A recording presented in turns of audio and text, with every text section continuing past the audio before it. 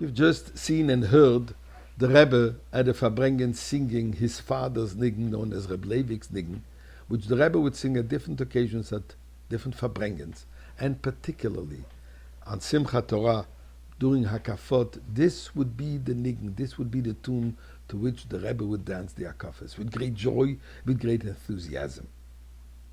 The reason why we're playing this today is because tonight is the Yohrtzeit of Reb Levik. Reb Levi Yitzchak, Schneer's and the Rebbe's father, lovingly called as Reb Levik, who passed away in Alma, Atah, in exile, in the year 1944, at a relatively young age of 66.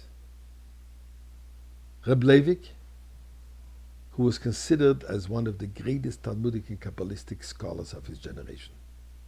He served as the chief rabbi of the city of the Dnepropetrovsk, also known as Yekaterinslav, in Ukraine. And that was during the bloody Bolshevik Revolution and the subsequent communist oppression. Despite terrible persecution directed at religious leaders in those days, Reb Levik remained fearlessly defiant in strengthening Jewish learning and practice in his city and wherever his reach was throughout the Soviet Union. Reb Levi Yitzchak was eventually arrested, tortured, and subsequently banished to exile in a remote village in Kazakhstan, as I said, Alma. His spirit, however, was not extinguished, even while his body was broken, and eventually gave way to his early passing, as I said, in 1944.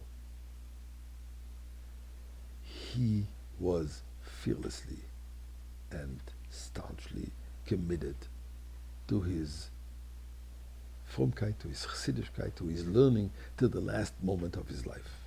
And interesting, today, Alma has become a very vibrant and active Jewish community.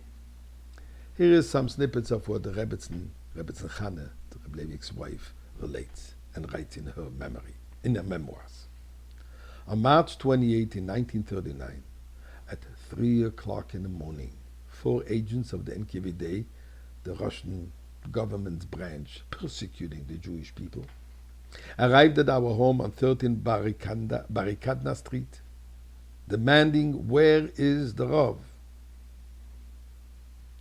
As I started towards the room in which my husband was at the time, in order to inform him of our guests, they immediately followed me. I noticed that they had stationed themselves at each of the doors, guarding the entrances and exits of the house. Unceremoniously, they summoned him to his study, where the senior agent showed him a warrant for his search and arrest.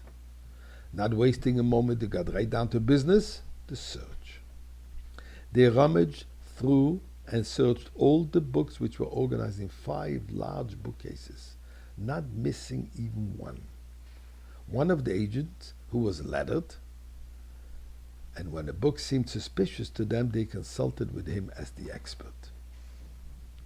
Rebbetzin Chane further relates how a month before my husband's arrests, I noticed 2 individuals who had begun to wander around near our courtyard all day until late at night, carefully scrutinizing everyone they saw. At first, I dismissed my fears as speculative, but a month later I understood all too well what they had been doing. On Purim, a large crowd celebrated in our home until 6 o'clock in the morning. Besides for the older people, there were a good number of young people, including several university students for whom it was absolutely forbidden to be present at such a gathering. My husband, Reb Levik, delivered many Torah discourses with great passion, and the crowd was filled with joy and with feeling of devotion to him. There was also dancing, something which people were afraid to even think of in those days.